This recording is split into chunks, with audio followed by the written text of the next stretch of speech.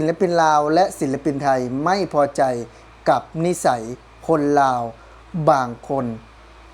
คือมักจะดูถูกและไม่ให้เกียรติศิลปินโดยเฉพาะช่วงนี้มีกระแสดราม่า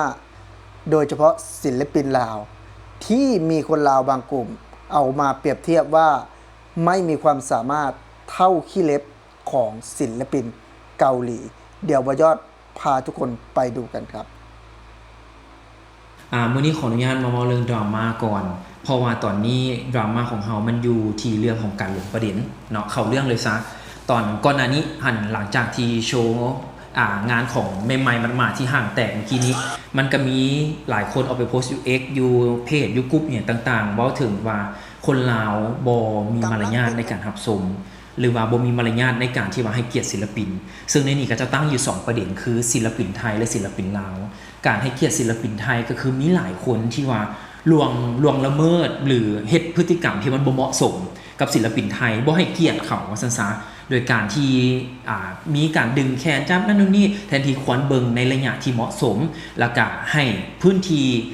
ที่เหมาะสมว่าซั่นซะเนาะแล้วก็อันที่2ประเด็นคือบ่ให้เกียรติศิลปินลาวเองอยู่บ่อนใดอยู่บ่อนว่าศิลปินลาวกำลังโชว์อยู่แล้วมีบางกลุ่มคนปั่นป่วนสถานการณ์โดยการที่กรีดสะเลยบ่ว่าจะเป็นคนย่างเข้าย่างออกก็กรีดปั่นป่วนสถานการณ์ว่าให้คนอื่นหลงเข้าใจว่าแม่น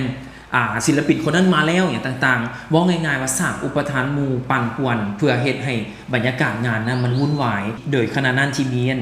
ศิลปินลาวโชว์อยู่มันเลยเฮ็ดให้รู้สึกว่ามีหลายคนออกมาเว้าเรื่องความบ่มีมารยาทของคนลาวแล้วอันที่สิมาเจาะตึกอีกวันนึงก็คือ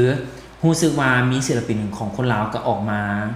เว้าถึงความตั้งใจในการซ้อมก็เลยเฮ็ดให้เขาเจ้ารู้สึกว่าเขาเจ้าก็อยากบอกในมุมมองของเขาว่าเขาตั้งใจในการโชว์แล้วเขาเจ้าก็แฮปปี้ที่มีหลายคน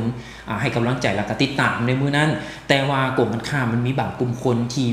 เหมือนเป็นส่วนหนึ่งในการทำลายโชว์ของเพิ่นก็เลยแอบน้อยซึ่งในนี้อยากบอกเลยว่าเฮาบ่ต้องหลงประเด็นของเฮาแม่นเว้าถึงการมีมารยาทในการร่วมงานมีมารยาทในการรับชมซึ่งขอเว้าสถานการณ์ยกตัวอย่างอยู่ไทยเนาะอยู่ไทยแม่นกรณีที่ตัวอย่างเช่นอเล็กกับเอจะเป็นแฟนคลับของศิลปินนี้อเล็กจะเป็นแฟนคลับของศิลปินนี้คือในสถานการณ์งานก็จะมี 2-3 ศิลปินก็ต่อเมื่อที่ยังบ่ฮอดศิลปินที่เฮา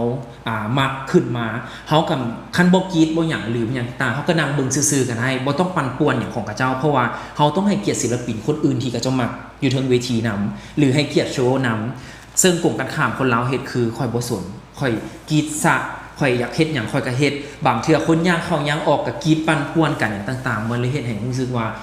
หลายคนดราม่าเรื่องคนลาวที่บ่มีมารยาทกับศิลปินทั้งไทยและลาวนำตอนนี้สิมาเว้าเรื่องบุคคลที่หรือว่าบางกลุ่มคนที่หลงประเด็นนั่นก็คือมีบางคนเพิ่นออกมาอันนี้แค่เป็นบุคคลเดียวดอกถ้าคนอื่นน่าจะคิดว่าน่าจะเข้าใจละเพิ่นออกมาบอกว่าศิลปินลาวออกมาโพสต์ว่ารู้สึกน้อยที่คนเบิ่งบ่ตั้งใจเบิ่งโชว์เพิ่นเงิดเป็นศิลปินก็มีสิทธิ์ออกมาติชมผู้ชมว่าแฟนคลับเขาไปเบิ่งศิลปินไทยก็เจ้าฮอดบ่ได้อยากเบิ่งพวกเจ้าสติความสามารถก็บ่ได้เทียบเท่ากับขี้เล็บของเดบิวต์เกาหลีซ้ำออกมาติชมได้ว่าตัวเองควรดีใจที่ได้โชว์เดียวกันกับงานศิลปินย้อนสังกัดดันขึ้นซื่อๆบ่ได้ถูกศิลปินลาวได้แต่จะออกมาตำหนิผู้ชมก็ควรพิจารณาภาพรวมก่อนบ่แม่นเว้าแนวนี้สังกัดบ่สั่งสอนว่าบุคคลที่โพสต์เองรู้สึกว่าเป็นมีความอคติเองกับศิลปินลาวหรือบ่เพราะว่าสิ่งที่ศิลปินลาวที่โพสต์ไปแม่นแอบน้อยที่หลายคนเฮ็ดให้โชว์ของพระเจ้าบ่สมบูรณ์แบบเพราะว่าแทนที่สิควรตั้งใจเบิ่งหรือบ่ส่งเสียงรบกวนแต่อันนี้ไปปั่นป่วนนั่นคือประเด็นที่น้องเพิ่นเว้าแต่สิ่งที่เฮารู้สึกเฟลกับบุคคลบางคนโดยเฉพาะคนบุคคลนี้ที่มาเว้าถึงบ่ได้ความสามารถเทียบเท่าขี้เล็บอันนี้ขอการันตีล้านเปอร์เซ็นต์ถ้าบอกว่าบุ้งกุ้งเนาะตัวอย่างเช่นบุ้งกุ้งฟิชชี่บ่เทียบเท่าศิลปินต่างประเทศอันนี้ขอเอาหัวการันตีเลยเป็นกลุ่มคนหนึ่งที่อันนี้มันบ่แม่นว่าค่ายเฮาและเฮาสิออกมาเว้าแต่ขอให้ทุกคนไปพิสูจน์ความสามารถของน้องๆเองด้วยผลงานจริงแล้วก็หลายคนบ่จะเป็นทั้งประเทศไทยประเทศลาวก็เจ้าก็ย่องมาว่าคือเป็นบุคคลที่ยกระดับ L-pop ซึ่งเฮาเองก็มีความภูมิใจกับกลุ่มศิลปินของเฮาแบบนี้อีหลีและการที่เฮาสิมาบัฟศิลปินหรือมาเว้าให้แบบนี้พวกเฮาก็บ่โอเคและที่สำคัญคือ รวมไปถึงค่ายบสั่งสอนอีกก็เลยแบบโอเคเอาเป็นว่าท็อปิกนี้เขาให้คนเบิงเป็นคนตัดสินเองก็แล้วกันสำหรับค่ายของเขาแค่จะบอกว่าศิลปินทุกคนบ่ว่าจะเป็นทุกแขนงการของคนลาวเชื่อว่ามันมีคนเก่งและคนบ่เก่งแต่บ่ได้หมายความว่ากระเจ้าสิบ่พัฒนาเด้ออยากให้เปิดใจกว้างๆคนที่เก่งมีหลายแต่ว่าเจ้าแค่บ่เปิดใจเบิ่งกับเจ้าเองและบางคนเขาอาจจะบ่เคยเห็นความสามารถของกระเจ้าเลยแต่กลกันข้ามบางคนที่กระเจ้ากำลังเข้าวงการหรือกำลังเรียนรู้อย่าเฝ้าไปตัดสินใจกับเจ้ามื้อนี้กระเจ้าอาจจะซ้ำนี่แต่มื้อหน้าเขาอาจจะเก่งกว่าด้วยความที่ประเทศลาวเป็นประเทศที่ทุกอย่างเขามีการสนับสนุนด้วยตัวเองฉะนั้นการเติบโตอาจจะซ่าแน่แต่ขอบอกเลยว่าประเทศลาวบ่เคยน้อยหน้าไผเนาะแล้วก็มีศิลปินลาวหลายคนหรือว่าเป็นคนลาวหลายคนที่ไปติดเดบิวต์ในค่ายใหญ่ระดับโลกมาหลายค่ายแล้วแต่แค่เขาอาจจะติดอยู่บอนว่าประเทศเขาน้อยๆหรือบอหรือมีข้อที่มันเฮ็ดให้บ่ลงร้อยกันหรือบออันนี้ก็เป็นตัวพิสูจน์ให้เห็นแล้วว่าคนลาวเขาเก่งบ่น้อยหน้าซาใดในโลกฉะนั้นเขามาให้คุณค่าคนลาวนํกันดีกว่าและนี่ก็เป็นมุมมองอีกมุมมองหนึ่งที่ว่าทางอเล็กเองเป็นตัวแทนของค่ายอยากออกมาเว้าความรู้สึกหรือว่ามาชี้แจงเกี่ยวกับประเด็นนี้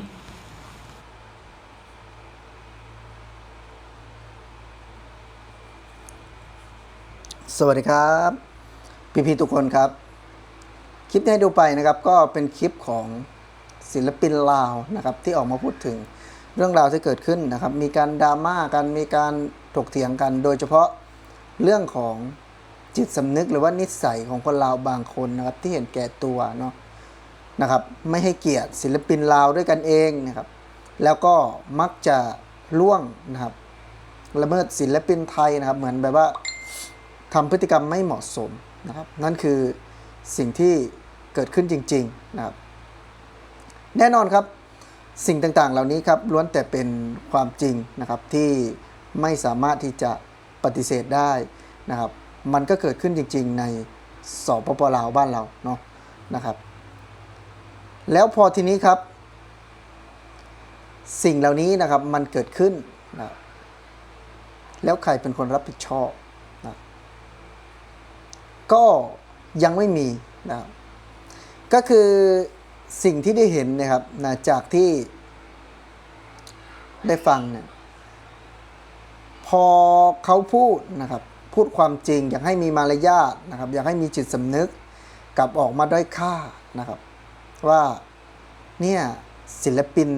สปป.ลาวเราเนี่ยเนาะศิลปินลาวอ่ะมันไม่ได้เก่งไม่ได้มีความสามารถนะครับไม่เท่าขี้เล็บนะครับนะไม่เท่าขี้เล็บของศิลปินเกาหลีเดบิวต์เกาหลีด้วยซ้ำเนาะ